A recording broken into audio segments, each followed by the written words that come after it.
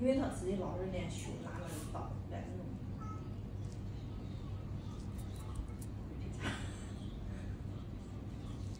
应该是自己经常这样剪，头空的吧？不能对，反正不能剪这个，不能剪上来。我家牙签都快搞了，我家牙签还椎也要练习。你看这两边都空掉了，发黄了，你看。然后呢，你知道怎么处理？是啊。没办法处理现在。因为他说因为不严重患上有这个症状，是不是？是的。疼吗？你是不是想把这个黄的有一点。对啊，你看着。有点硬了。对呀。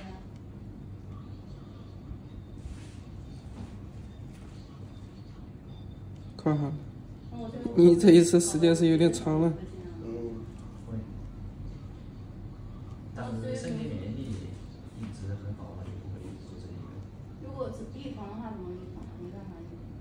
这也很目前这段时间有太好了，真的好长时间。因为这就空的时间有点长。现在就保修了是吧？对。下次正常1个月修一遍呗。1个月差不多。指甲都是正常。长得深了那个。以前20多年就疼了，知道吧？现在不怎么疼了。嗯。你快。给你看看上多讨厌了。你滚！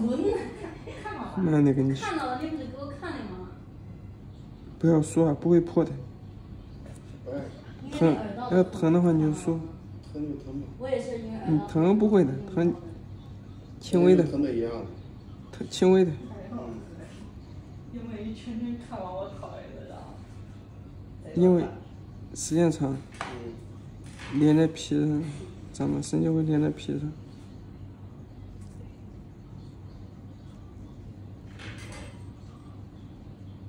确实连在皮上，连在皮上了，别动。也没事，一点一点修就行了，也不会疼的。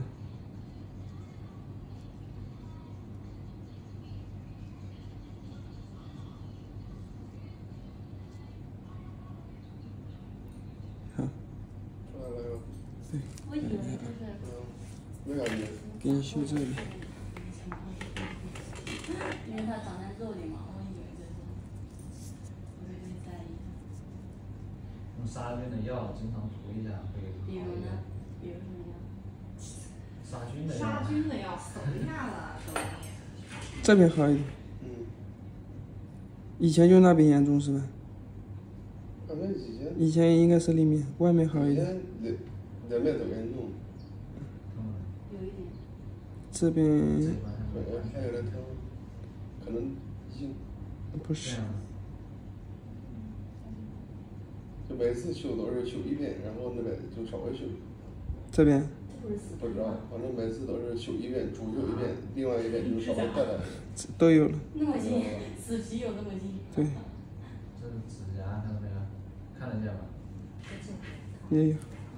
看的不是很近，眯着眼。也可能那个时间长了。那个指甲灰是。这就是。